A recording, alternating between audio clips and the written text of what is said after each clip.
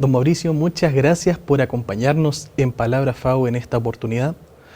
Quiero comenzar por contextualizar un poco el tema que nos convoca.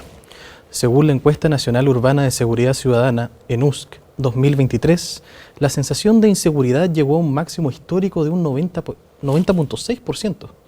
Mientras tanto, solo el 21.8% de los hogares declara haber sido víctima de algún delito. A pesar de esto, hay datos que indican que ha bajado la criminalidad en nuestro país. Entonces, surge de inmediato la duda de si realmente estamos o no en una crisis de seguridad. Cuéntenos su percepción al respecto. Bueno, primero que nada, muchas gracias por la oportunidad de compartir esto y felicitar también la iniciativa de la facultad y, como siempre, a plena disposición de poder colaborar en estas muy importantes iniciativas de difusión de trabajo académico. Respecto de la pregunta, ahí hay varios temas en la pregunta.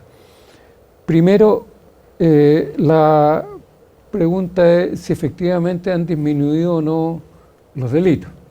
Y ahí hay un debate metodológico bien importante, porque lo que ocurre es que no es tan claro que sean comparables los números respecto de mediciones de la ENUS anteriores.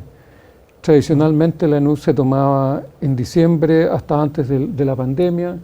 Después la 19ª encuesta ENUS se tomó, hasta donde recuerdo, en verdad entre abril y junio. Y esta última ENUS a la que usted hace referencia se tomó en la parte final del año, me parece en el segundo semestre, julio, diciembre, si recuerdo bien, un espacio por ahí. Entonces eso ya plantea un problema de comparabilidad, ¿no es verdad? Porque los delitos también tienden a ser estacionales. Entonces, comparar para atrás ya tiene sus complejidades. En segundo lugar, la muestra de la ENUS es más grande, se incorporaron más comunas. Y también el cuestionario tuvo algunas modificaciones.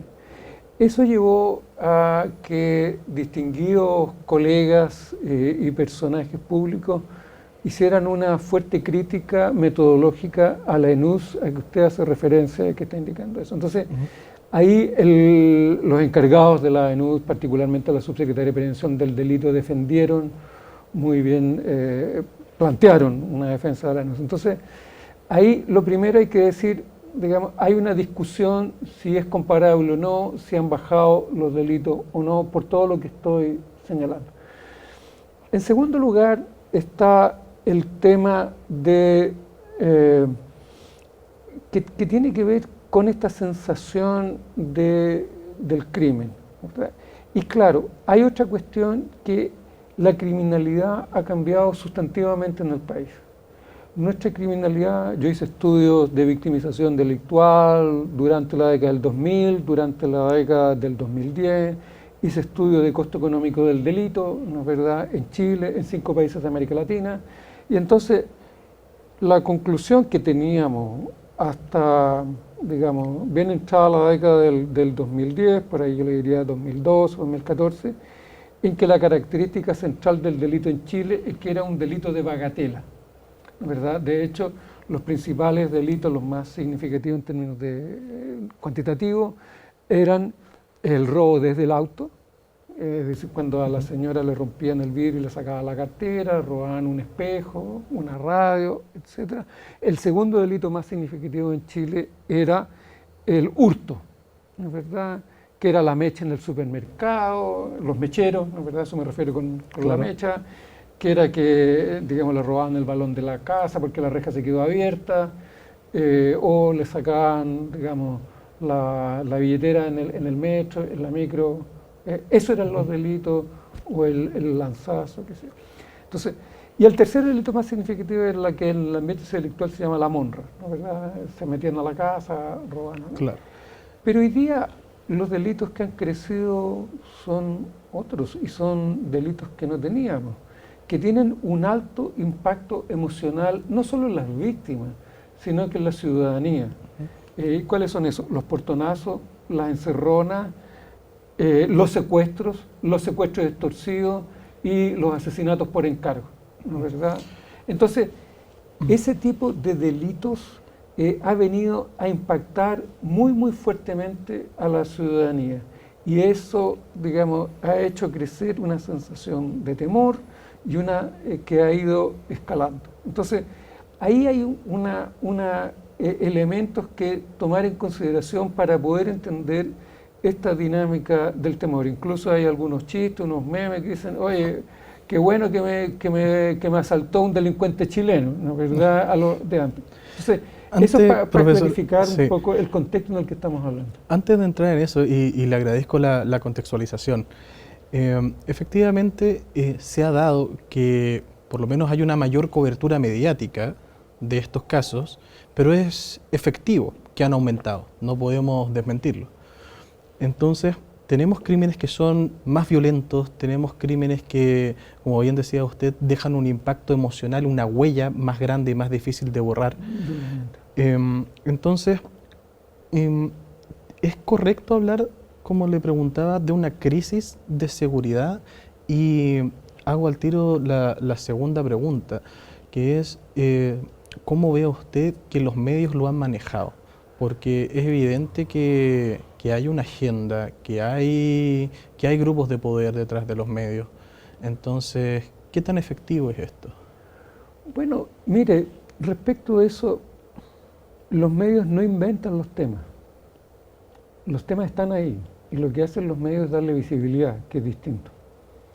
Y en consecuencia, este es un tema que está ocurriendo, los portonazos están ocurriendo, las encerronas están ocurriendo, los secuestros están ocurriendo, los asaltos ocurren y lo que hacen, eso captura la atención de los medios, lo que hacen los medios es darle visibilidad. Pero la crónica roja no es una cuestión nueva, digamos, es una cuestión que ha estado a lo largo, por lo menos, del siglo XX.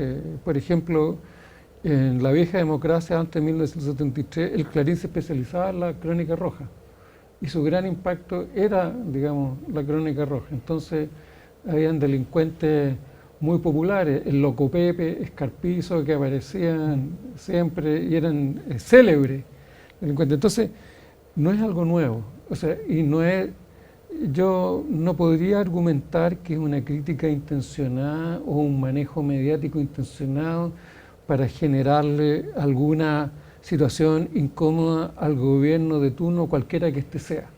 Porque también, digamos, si alguien quiere ver, digamos, algún manejo político, bueno, también se plantea esto en el gobierno del presidente Piñera, o los dos gobiernos del presidente Piñera, y las críticas eran más o menos, digamos, parecidas. Entonces, lo que hacen los medios es reportar lo que existe, y hay visibilidad, y uno puede ver que eso está presente, los hechos son connotados, pueden ser verificados, etc. Entonces, ahí hay una cuestión también que, digamos, que hay que entender. Efectivamente, estamos en una crisis de seguridad que está muy asociada con el cambio en el perfil delictivo en el país, ¿verdad? Y con la intensidad de que evidentemente son delitos más violentos. Le digo, entre los especialistas aquí lo que se hablaba que Chile era un país de bagatela, delitos de bagatela, ¿no es verdad?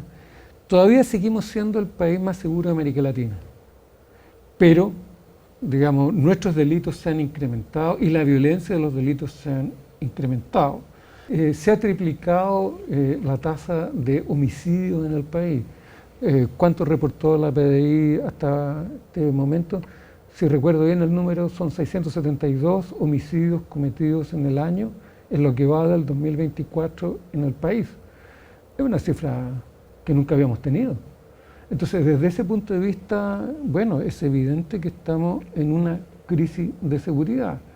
Ahora, la pregunta que viene es cómo la enfrentamos. Exactamente. ¿No es verdad? Pero no se me adelante.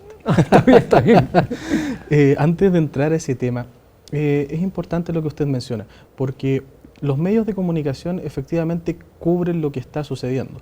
Podemos cuestionar o no el tiempo que se le dedica en pantalla, podemos cuestionar otras aristas, pero efectivamente ya lo hemos dejado en claro, las cifras lo respaldan, hay una crisis de seguridad en Chile. Y ahora, pensando en políticas públicas, hay medidas que se han tomado, está el plan que implementó hace poco el gobierno, el Calle Sin Violencia, tener más presencia de carabineros en sectores ¿no? Clave de la región, de la ciudad, pero pareciera haber una percepción sumada al miedo de que no es suficiente. Entonces, ¿qué podríamos implementar? Lo que ocurre es que lo que se ve es que la policía, las policías están un poco complicadas. No quiero usar la palabra desbordada porque los carabineros argumentan que no, y con buenas razones y con buenas evidencias, ¿verdad?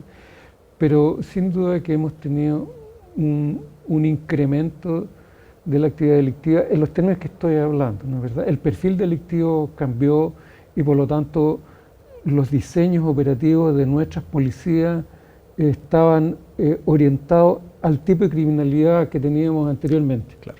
¿no es verdad? Y por lo tanto, digamos, esta actualización, digamos, de sus estrategias operativas y del modo de enfrentar la criminalidad a esta nueva criminalidad que existe en Chile, que era más propia de países y está asociado también, en cierto modo, a la importación de delitos por las crisis migratorias que han ocurrido en Venezuela, también las migraciones que vienen de Colombia, con las mafias colombianas, con el tipo, digamos, de criminalidad que existe, digamos, en Colombia, en Venezuela. El sicariato no era conocido en Chile, pero sí era una práctica reiterada en Venezuela y en Colombia. Entonces, la actualización de los modos de intervenir de nuestras policías han ido debido, digamos, han tenido que buscar actualización al nuevo tipo de criminalidad.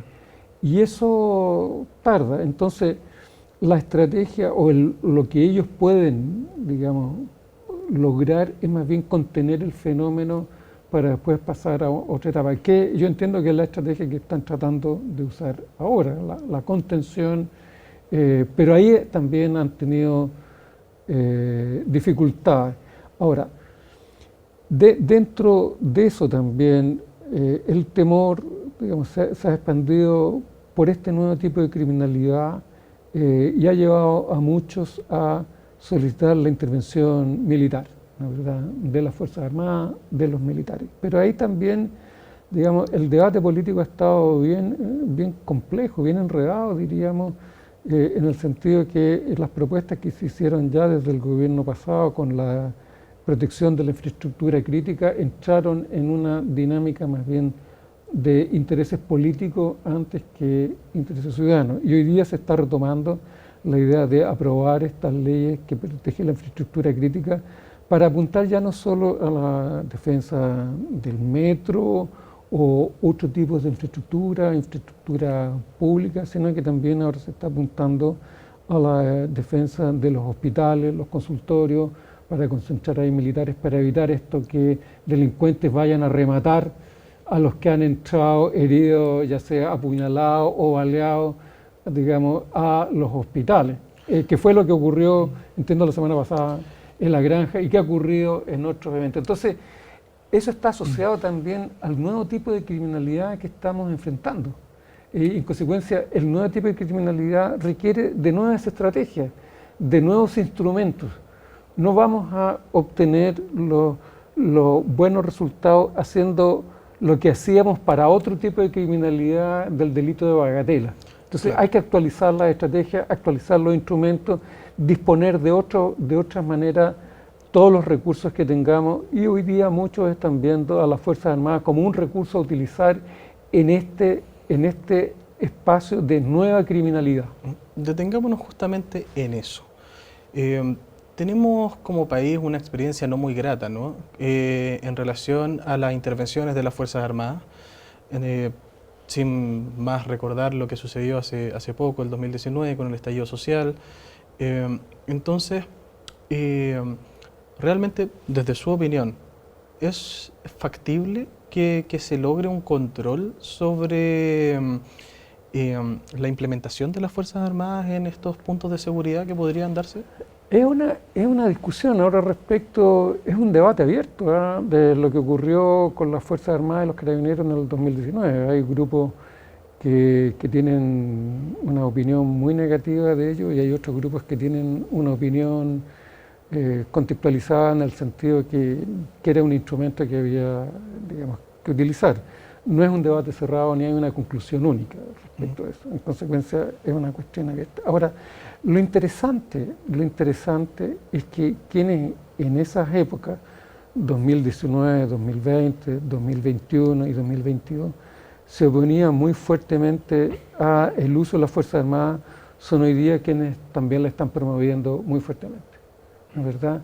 Entonces, ahí hay un cambio en el escenario político muy intenso que tiende a dar una validación política al uso de este instrumento del Estado.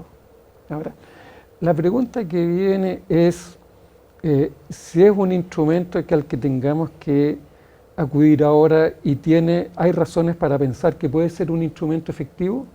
El debate ha ido evolucionando hacia eso, hacia esta pregunta que estoy levantando ahora, estoy haciendo, ¿no es verdad? Y claro, ahí hay una discusión. ¿Cuál es el argumento que dice que no? Dice, mire, las Fuerzas Armadas no están preparadas para esto, ¿no es verdad? Porque están preparadas para una guerra convencional, defensa de la frontera, etcétera, y estos, digamos, requiere más bien de estrategias policiales, etcétera, ¿no es verdad? El argumento que busca promover su intervención, incluso por actores políticos que hace muy poco tiempo atrás eran contrarios a eso y hoy día son favorables, digamos, a eso, dicen, bueno, pero ellos tienen, digamos, se pueden asignar a la defensa de la infraestructura crítica, se pueden asignar a operaciones especiales de cobertura, de control de determinados perímetros para permitir que las fuerzas policiales actúen y en consecuencia podría haber una coordinación, podría haber una cooperación, etcétera, como lo que puede ocurrir también en otros espacios y también control de la frontera, del mismo modo como están ocurriendo en la zona roja del sur, ¿no es verdad? Control de caminos, control que según los datos que muestra el gobierno han permitido reducir los eventos delictivos y los eventos de violencia. Entonces hay un debate interesante que está ocurriendo ahí. Como le digo, hay estos dos tipos de argumentos que se están dando y hasta dónde logro percibir. Claro, hay un cambio hacia digamos, de la percepción política hacia usar este recurso para enfrentar el delito, contenerlo en una primera etapa y después entrar en una franca reducción. En base a lo que usted menciona, hay claramente dos posiciones enfrentadas, una a favor, otra en contra, pero me llama la atención que pareciera ser que hablamos de un ente estático, de un ente que no avanza, de un ente que si no hay una intervención desde el gobierno no evoluciona y no es así. En el fondo las Fuerzas Armadas podrían ser un instrumento a utilizar si es que a las mismas Fuerzas Armadas se les adiestra, se les prepara, y podríamos conversar de otro tipo de figuras, pero claro, como que se ve todo muy negro, muy blanco.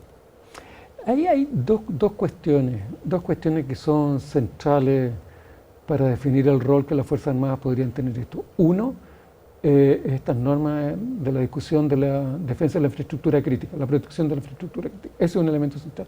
Y el segundo elemento que ha sido más complejo son las reglas del uso de la fuerza, ¿no es verdad? Sin duda.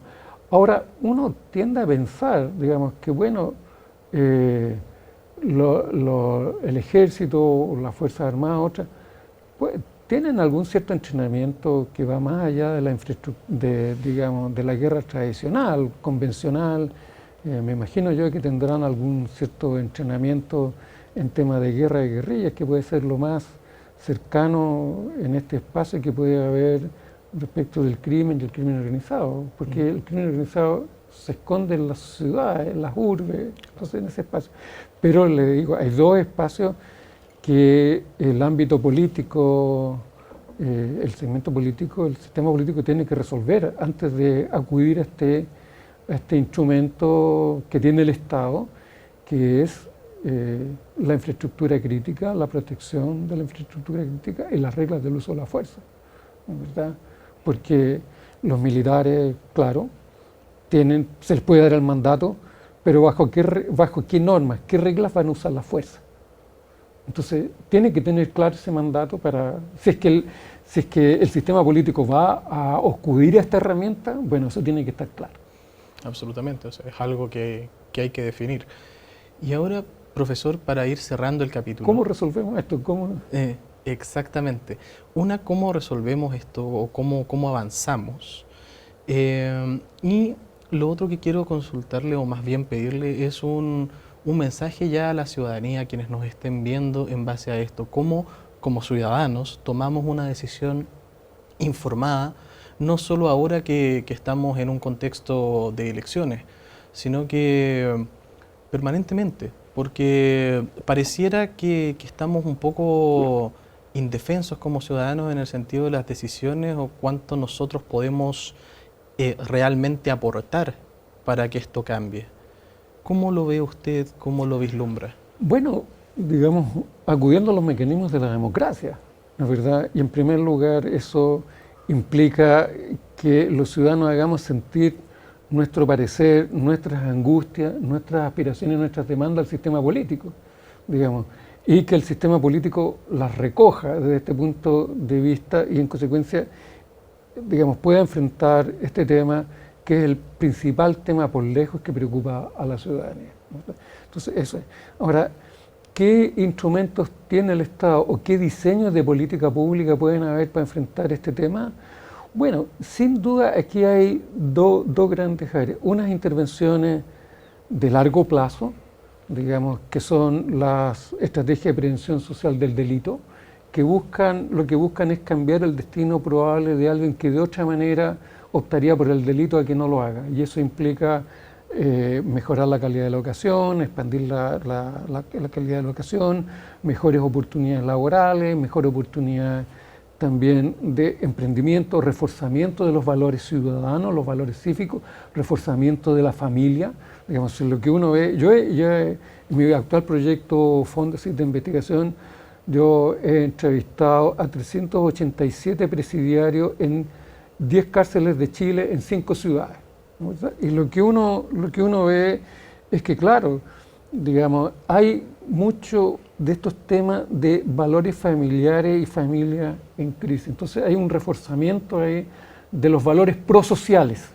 Y esos valores prosociales se inoculan desde la familia. En consecuencia, una familia prosocial es un instrumento preventivo del involucramiento delictual de los niños y de los jóvenes. Entonces, ahí hay una cuestión central, más todas las otras opciones que estoy haciendo, digamos, oportunidades, acceso a la educación de calidad, también formaciones cívicas, etc. Pero así como tenemos esta estrategia de prevención social del delito, también está el otro instrumento que es el uso legítimo de la fuerza por parte del Estado, ¿no es verdad? Que implica dar las señales correctas, que todo este tipo de comportamientos no son aceptables socialmente y por lo tanto van a tener una sanción. El Estado tiene el deber del control del orden público, el Estado tiene el deber, ¿no es verdad?, de asegurarle la seguridad, valga la redundancia, a los ciudadanos, de modo tal que la seguridad no se privatice. Ese es un deber del Estado y en consecuencia el Estado tiene el deber legítimo de la represión al delito y eso implica la persecución penal, implica la acción de las policías e implica el castigo justo del Estado a aquellos quienes han violado la norma, la ley y que le ha infringido grave daño a víctimas inocentes, a ciudadanos comunes y corrientes. Entonces, estos dos elementos, a lo mejor, digamos, y la combinación de estos dos elementos es lo que permite poder enfrentar estos temas. En un momento, digamos, en el momento en que estamos, es la contención del fenómeno para pasar luego a otro momento en de ya de reducción franca, fuerte y dura, no solo en los indicadores numéricos, sino que también en el tipo de delito y por lo tanto la gravedad y violencia de los delitos que estamos observando. ¿Cuál es el mensaje a los ciudadanos? Un mensaje de optimismo. Tenemos instituciones que están tratando de hacer su mejor esfuerzo, indudablemente que tienen que mejorar, tienen que ser más efectivos, más eficientes. El Estado tiene que invertir, el sistema político tiene que apoyar todos estos esfuerzos, el debate político tiene que cambiar a ver los intereses generales de los ciudadanos y no los intereses particulares de algún sector en específico, cualquiera que éste sea. Digamos, y desde ese punto de vista es el llamado de los ciudadanos a que el sistema político haga su trabajo, haga lo que tiene que hacer y en consecuencia brindar más seguridad a los ciudadanos. Muchas gracias, don Mauricio, por acompañarnos en Palabra FAU, por contarnos sus experiencias y será hasta una próxima oportunidad. Muchas gracias a ustedes y nuevamente felicitaciones por esta tremenda iniciativa de la facultad. Muy bien, gracias. Muchas gracias.